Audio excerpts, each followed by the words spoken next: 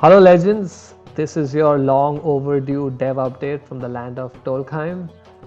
Before we get into the dev update itself, we can do some quick intros.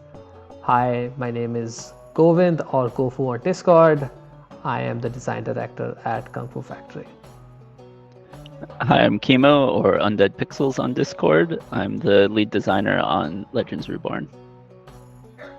I'm Doug, or I'm Zen Puppy on Discord, and I'm the creative director over at Kung Fu Factory and Legends. Cool. All right. So we had our playtest about a Steam playtest around 2 to 3 weeks back. Feels a little longer, but it was great to see everybody come and join. Great to see some Steam players come and play our game. Hopefully, you guys got a bunch of your friends to try out the game as well. Which brings us to our next playtest, which we will start on May the 10th, unless something goes wrong, but that's our current plan. May the 10th is our next playtest. Now, jumping to the dev update, as we were working towards the Steam playtest, our focus as a team was to make features. So these features included action card gacha, the first time user experience, pre-made decks, the room code feature. However, after the Steam playtest, our focus has shifted a little. What we really want to do now is focus on the core game tuning and also on lore. We really want to add more content and get the tuning to be more solid. As far as the push for lore goes, it's really to make the game cooler and more interesting, just visually more interesting, where players can look at images on Steam or on social websites about our game and just be intrigued by what this game is about. But with that said, I think we can move on to some of the details when it comes to gameplay. Cool, yeah, so I'll talk about some of the core gameplay changes coming up in the May 10th playtest. Really exciting one is changes to the stored energy system. When currently you can store a small amount of energy to carry over to the next turn, and you've only been able to use that for drag attacks to draw extra cards and do basic creature attacks, but now we've changed it so that you can use all of that energy for any action at all, including action cards, which allows you to do something like play a 7-cost card on turn 4 if you've saved up energy for it, which really can change the flow of the game. It makes battles a lot more exciting. And what's interesting about that is, Timo will probably go into this, is we are adding way more action cards in this playtest, and suddenly that ability to use your bank mana to do them means that it opens up the game quite a bit. So I'm pretty excited about that change. Yeah, so look forward to those new cards as well. A lot of them will be in the higher cost ranges, and they'll be doing some interesting actions that you can see in the playtest for yourself. So moving on to creature changes, we've increased defense and resistance across the board on all the creatures. There's been some health reduction to kind of make up for that. The Stranglevine Creeper has a new passive. It was causing a lot of problems before, so we've changed it. Its new passive now gives hero meter, so it will help you draw your hero cards faster. Yeah, I mean, I've been playing with that creature, and it's not as overpowered as before, but it's still pretty useful. Like, you get your hero card off before your opponent, and yeah, I like the balance, but yeah, we'll see where it goes. We'll see where the community takes it. It's going to be an interesting one.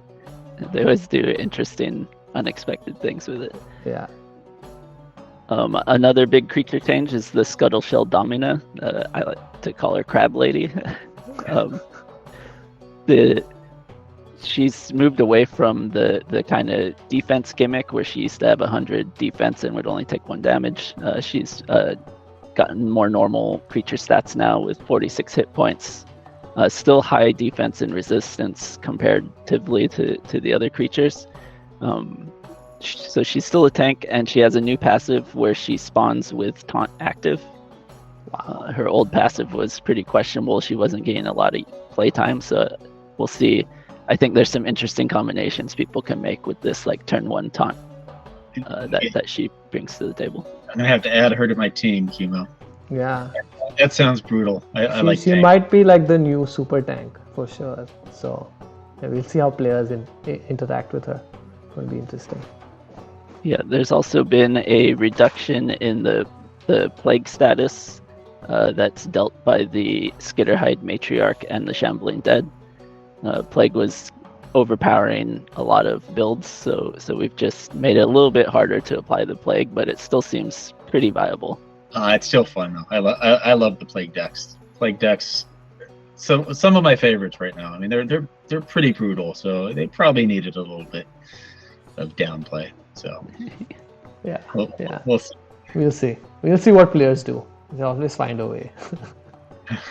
Yeah, and so there's more creature changes. Those are the real high level ones. The other things are more fine tuned. So you can find those details in the actual playtest on May 10th. I'm going to move on to quality of life changes now. These are some things that I'm also really excited about. Borderless window mode. We finally have it. Finally. You can play it full screen without the game minimizing when you try to go to Discord or do other things. And to go along with that, we have audio when the game's not in focus. So when you're using this new borderless window mode and you're in Discord, you can hear when your turn comes up or when you match and you're getting into a game, you'll be able to hear all of that and switch back to the game.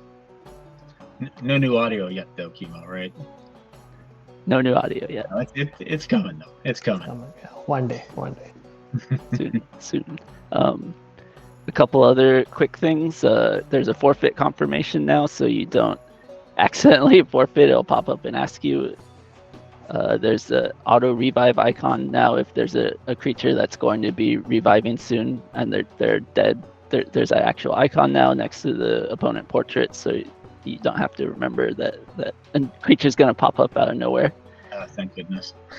We sped up the passives, so the interactions between creatures should happen a little quicker now. And there's also been some improvements on the drag to draw when you clear the opponent's board that just improves the experience there with how the status effects that require attacking interact with it. I see. Interesting. Yeah. Yeah, so borderless window mode, it's wonderful. I suggest using it. Awesome. That's the big quality of life changes. So the new feature that we got into this build is emotes. You'll be able to send emotes while in battle. There's 6 preset ones right now. We hope to expand it in the future where you can customize them. But for the May 10th playtest, it's just going to be basic communication set. You can say when you're angry. You can say when you messed up. You can say hi. and when you're sad. Yes. Yeah. The crying Cyclops. It's pretty cool. Yeah. Some good stuff. Yeah, I think it brings a lot of more interaction between the players. Like you can feel the other person on the other side is alive and reacting to you. It's great. Yeah, which one actually irks you the most, Chemo, when someone plays it on you?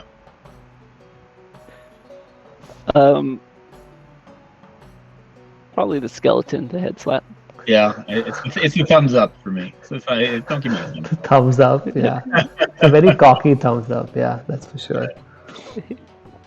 I'm excited to share news about the upcoming changes to the game's interface. Our development team has been working hard to make the menus more user-friendly, visually appealing, and informative about the game's mechanics, rules, and objectives. So by saying that, we've introduced our new landing page, which features the port city of Anchor Marsh. Right. We're really getting deeper into the lore of the world.